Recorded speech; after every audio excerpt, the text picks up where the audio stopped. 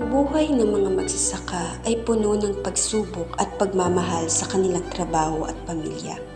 Ito ay mga elementong tulad ng pagtatanim, pagsasaka at pag-aalaga ng mga hayop na kadalasang nagaganap sa malalayong lugar o probinsya.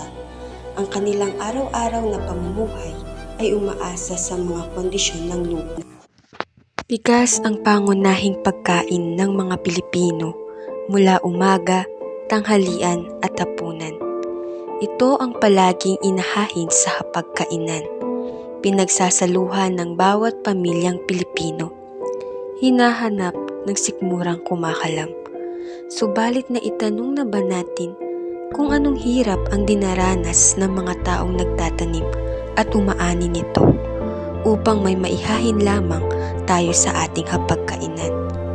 Mga taong nagtitiis sa gitna ng init ng araw, maging sa lamig ng ulan upang makapagtanim lamang. Mga taong nangangamba din sa pagkaubos ng mga tanimang lupa, kasabay ng pagbabago ng panahon, kasabay ng pag-unlad ng teknolohiya, sumasabay din sa pagbabago ng mga sakahang lupa mula sa lupa ng agrikultura. Kumakailan lamang sa mga balita sa telebisyon ay dumadaing ang mga magsasaka sa labis na pag-aangkat ng bigas na nanggagaling mula sa ibang bansa na nagiging dahilan ng pagbaba ng presyo ng mga palay mula sa atin ng mga magsasaka.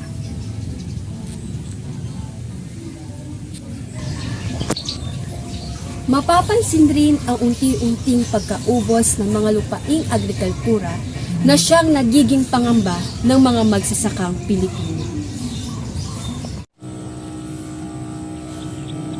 Minarapat naming kamustahin ang buhay ng mga taong responsable sa pagtatanim at pagbibigay ng ating kakainin. Mula rito sa probinsya ng Tarlac ay isa sa mga pangunahing pagkuhanan ng bigas ay isa sa aming napanayam ay si Mang George, isang magsasaka sa Tarlac City at 45 taong gulang. Bata pa lamang daw ay tumutulong na siya sa kanyang mga magulang na isa ding mga magsasaka. Hanggang sa pagtanda nito, ito na ang kanilang kabuhayan para maitaguyod ang kanilang pamilya. Ako si George Valencia, nagbubugid dito sa aming barangay. 10 taon na ako nagbubukid dito sa barangay namin. Ngayon, meron akong asawa, meron akong 4 na anak, at meron akong isang apo. Tapos, tungkol naman sa mga anak ko, nag-aaral yung panganay ko, meron ng asawa, meron na siyang anak.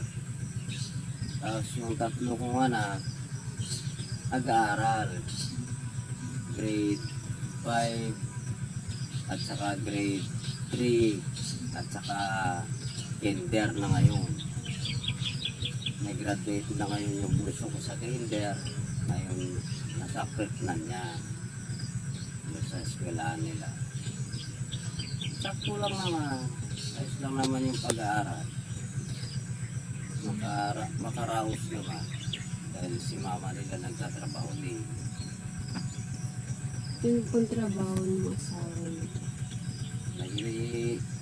Nagkikatulong siya doon sa ibang tao. At sikit ang manang nandun siya sa nanay ng boss ko. Siya ang nag-alaga doon sa matanda. Ngayon balang trabaho niya minsan 3 araw siya uuwi.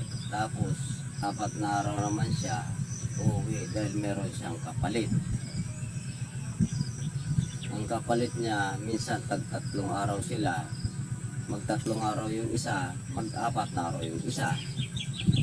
Tapos yun naman, lipat na naman. Yung isa na naman, mag-4 na araw, mag-3 araw na naman yung isa.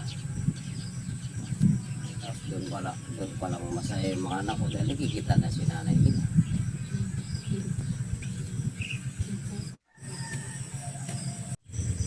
Pagdating sa araw, pupunta sa bukid ng umaga, maglinis-linis, titingnan yung palay kung anong sakit, tapos kung merong sakit mag-i-spray, tapos mag-i-spray, titingnan kung mayroon tubig. Pagkatapos, kung may sakit yung palay, inisprayan ng gamot, mga para sa uod, saka para sa damo. Pagkatapos patubigan, yun na, mag-aabono na. Hindi pa sumisikat ang araw, si Mang George ay gising na.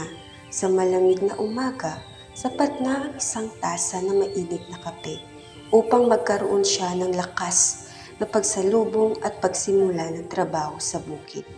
Paulit-ulit niya dinadaanan ang lawak na lupa upang ihanda ito para sa pagsabog ng binhi. Ang buhos ng ulan ay malaking biyaya sa mga magsasaka. Malaking tulong ito upang maging handa ang lupa na pagtataniman. Makalipas ang ilang araw na pagbubungkal ng lupa, di alintana ang init ng araw o ang lamig ng panahon. Kahit pa ang dumi ng putik, lahat ng ito ay kinakaya ni Mang George para sa kanyang pamilya. Sa akin naman pamumuhay tungkol sa nagbubukid, yung kinikita ko sakto lang. Minsan, pag tumama yung ani, may kinikita naman. Pero minsan pag kalbawa, yun, dinadaanan ng bagyo yung palay. Sakto lang din. Meron naman sobra. Pag hindi masisira yung palay, pag dinadaanan ng bagyo, ayos lang naman. May kinikita naman kahit papaano. Pero kung dinadaanan ng bagyo, ay medyo malaki-laki naman ng konti. Kasi hindi tinama ng bagyo, makaani kami ng maganda. Marami-rami naman umaani. Ngayon pag tinamaan ng bagyo, wala, talagang ganun lang, sakto lang. Meron naman may matira siguro para pagkain namin, ganyan. Pagkain namin ng mag-asawa, kasi mga anak ko. Ganun yung maiiwan. Tungkol naman dito sa lupa na hinawakan ko, hindi sa akin ito, nakipagporsentuhan na ako sa boss ko. Ngayon, 20% ako. Halimbawa sa 100, meron akong 20 pag umani ako ng 100. Tapos sa kanila lahat yung gastos sa boss, abono, gamot, bayad sa tanim, bayad dun sa nagbuburot ng punla, sa kanila lahat ang boss ko. Yung sa akin, nagpupugpog lang ako, nag-aabono, yun ang yung 20% yung sa akin. Doon naman sa boss ko, sa kanila lahat na gastos, lahat. Basta lahat na gastos sa kanila, pati yung pambili ng crudo sa kanila. Yung sa akin, pagod lang. Pero sa akin yung gamit, yung ginagamit sa bukid, yung pogpog, halimbawa yung kalabaw, mag-akos ng punla, sa akin naman. Yung boss ko, gastos lang sa kanila.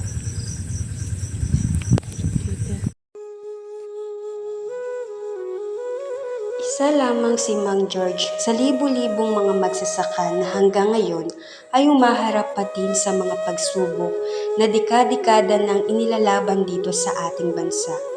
Mga dakilang magsasaka na tila nalipasan na din ang kanilang mga pangarap. Madami pa din sa kanila ang nasa tradisyonal na pamamaraan ng pagtatanim, bagay na malaki nga naman ang epekto sa kanilang mga kita. Sa tirik na araw na nila inuubos ang kanila oras mula nung sila ay musmus pa lamang. Nakakabahala na ito pa ang may pamana nila sa kanilang mga anak. Kung sisiyatin natin ang mga programa na ipinanukala ng mga maraming ng mambabatas, sa papel tila ito ang mga magkakalklas sa tanikala ng kahirapan sa mga katulad ni Mang George. Ngunit dahil nangas rin sa kakulangan ng atensyon at tamang pagpapanukala, tila hanggang sa ngayon, suntok sa buwan pa din ang lahat. Bagay dapat tutukan ng ating gobyerno.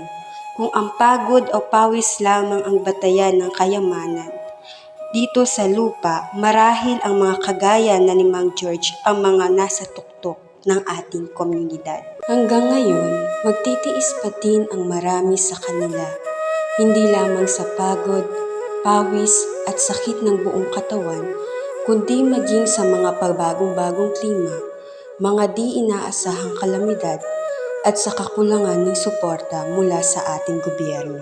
Ilang taon pa ba ang magdaraan? Ilan pula pa ba ang dapat nilang alagaan? Ilang libong galon pa ba ng pawis ang kailangan nilang ilaan? Ilang pamilya pa ba ang mga magmamanas sa kanilang mga nakaraan bago nila matikman ang mga karaniwang nasa ating mga hapagkainan?